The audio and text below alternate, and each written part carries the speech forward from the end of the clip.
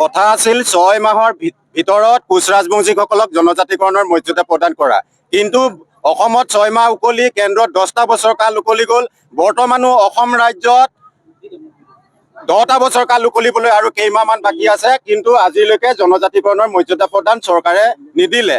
আৰু এটা কথা ক'ব বিচাৰিছোঁ, যিজন মুখ্যমন্ত্ৰী বৰ্তমান সময়ত আছে সেইজন মুখ্যমন্ত্ৰী যেতিয়া বিত্তমন্ত্ৰী হৈ আছিল তেখেতৰ নেতৃত্বত এখন কমিটি গঠন কৰি দিয়া হৈছিল, আৰু সেইখন কমিটিয়ে এসপ্তাহৰ ভিতৰত প্ৰতিবেদন দাখিল কৰিম কোৱা চৰকাৰখনে আজিলৈকে প্ৰতিবেদন কেন্দ্ৰলৈ গৈ নাপালে। এই চৰকাৰখন যে মিছলীয়া চৰকাৰ, এই চৰকাৰখন এতিয়া প্ৰমাণিত হৈছে। 1 নম্বৰ কথা মই কৈ গ'লো।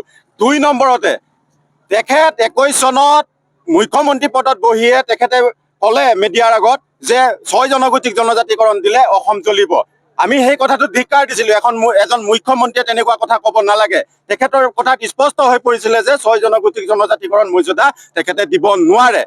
দ্বিতীয় কথা, তৃতীয়তে হ'ল যে তেখেতে আকৌ ক'লে যে কোচ ৰাজবংশীসকলক অবিভক্ত গোৱালপাৰা জিলাত জনজাতিকৰণ দিলে কোচ ৰাজবংশীসকলৰ কোনো ট্ৰাইবেল সংঘৰ কোনো আপত্তি নাই, কিন্তু আমাৰ সেই কথাত আপত্তি আছে। আৰু এটা কথা আজি শিৱসাগৰ, ঐতিহাসিক শিৱসাগৰৰ পৰা স্পষ্টভাৱে আপোনালোকৰ জৰিয়তে ক'ব বিচাৰিছোঁ চৰকাৰক যে কোচে আহোমৰ লগত যেতিয়া যুদ্ধ কৰিব আহিছিল তেতিয়া দিখৌ মুখত বাহৰ পাতিছিল, আৰু সেই দিখৌ মুখৰ পৰাই আহোমৰ লগত যুদ্ধ কৰি আহোমক পৰাস্ত কৰি বৰগাঁও দখল কৰিছিলে, আৰু সেই তেতিয়াৰ পৰাই শিৱসাগৰত কোচৰ আধিপত্য আছিল, আছে আৰু বৰ্তমানো আছে আৰু সদায় থাকিব।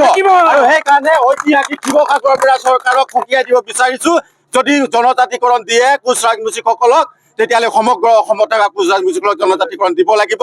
অন্যথা অসমত উজনি আৰু নামনি বিভাজন কৰি জাতিটোক সমাজত সেই প্ৰতিপন্ন কৰি জনমানসত নিষেধ কৰাৰ প্ৰক্ৰিয়া তেখেতসকলে বন্ধ কৰক, সকীয়াই দিছোঁ।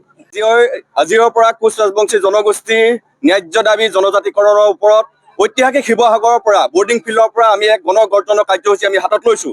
আমাৰ স্পষ্ট কথা, বিগত সময়ত যিধৰণে কংগ্ৰেছ চৰকাৰ, AJP চৰকাৰে যিধৰণে আমাক প্ৰতাৰণাৰ প্ৰবঞ্চনাৰ এখন অন্ধকাৰ দুনিয়াত ৰাখি কোচ ৰাজবংশীকে ধৰি অন্য 5 জনগোষ্ঠীক জনজাতিকৰণ কৰাৰ ক্ষেত্ৰত তেওঁলোকে বিধি পথালি দিছিলে, ঠিক একে গতিৰে পুনৰবাৰ শাসনৰ গাদীলৈ অহা বিজেপি নেতৃত্বাধীন চৰকাৰখনেও হিমন্ত বিশ্ব শৰ্মা ডাঙৰীয়া, প্ৰধানমন্ত্ৰী নৰেন্দ্ৰ মোদী ডাঙৰীয়াই আমাক ঠিক একেধৰণে প্ৰবঞ্চনা আৰম্ভ কৰিছে। আজি বৰ্তমান সময়ত অসমৰ প্ৰেক্ষাপটত কোচ ৰাজবংশীকে ধৰি অন্য 5 জনগোষ্ঠীয়ে কিন্তু এই চৰকাৰখনৰ লগত সন্তুষ্ট একেবাৰে নহয়। ইয়াৰ কাৰণ হৈছে আজি দেখিবলৈ পাইছে কোচ ৰাজবংশী জনজাতিকৰণ, 6 জনগোষ্ঠীক জনজাতিকৰণৰ এই প্ৰক্ৰিয়াটোক এক জেলেপি এক পাকৰ দৰে ৰাজনৈতিক এক মেৰুকৰণ কৰি ধৰি দিছে। কেন্দ্ৰত বিজেপি চৰকাৰ, ৰাজ্যত বিজেপি চৰকাৰ, কিন্তু উভয়ে চৰকাৰ হোৱাৰ পাছতো ডাবল ইঞ্জিনৰ চৰকাৰ বুলি কয় এই চৰকাৰখনে কিন্তু আজি কোচ ৰাজবংশীকে ধৰি অন্য 5 জনগোষ্ঠীক জনজাতিকৰণ কৰাৰ ক্ষেত্ৰত তেওঁলোকে বিধি পথালি দি আহিছে। তেওঁলোকে বৰ্তমান সময়ত কয় কোচ ৰাজবংশীসকলৰ ক্ষেত্ৰত অবিভক্ত গোৱালপাৰাত কোচ ৰাজবংশীসকলৰ কোনো অসুবিধা নাই। আমি ক'ব বিচাৰিছোঁ উজনি আৰু মধ্য অসমত বসবাস কৰা সমগ্ৰ কোচ ৰাজবংশী জনগোষ্ঠীটোক জনজাতি মৰ্যাদা প্ৰদান কৰিব লাগিব। কিছু নতুন মডেল প্ৰস্তুত কৰি যাতে জনগোষ্ঠীটোক দুভাগ নকৰে তাৰ কাৰণে কিন্তু চৰকাৰখনে আজি সংগ্ৰামৰ জৰিয়তে চৰকাৰক আমি মুখ্যমন্ত্ৰী ডাঙৰীয়াক আমি আহ্বান জনাইছোঁ যাতে এটা জনগোষ্ঠীক এক অধিকাৰ হ'ব লাগিব। ইয়াত অবিভক্ত গোৱালপাৰ কৰি নামনি আৰু উজনি কৰি ভাগ ভাগ কৰাৰ কথা আমি কোনো কাৰণতে মানি নলওঁ আৰু নলওঁ। আমাৰ এটাই কথা, আগন্তুক যি নিৰ্বাচন আহিছে এই নিৰ্বাচনত কিন্তু এই চৰকাৰখনে উচিত প্ৰত্যুত্তৰ পাব। যদি তেওঁলোকে জনজাতিকৰণৰ বিষয়টো কেৱল লালিপপ দি থাকিব বিচাৰিব এইবাৰো, তেনেহ'লে কিন্তু এইবাৰ চৰকাৰখন গাদী উভৰিবলৈ বাধ্য হ'ব। আমাৰ একদম স্পষ্ট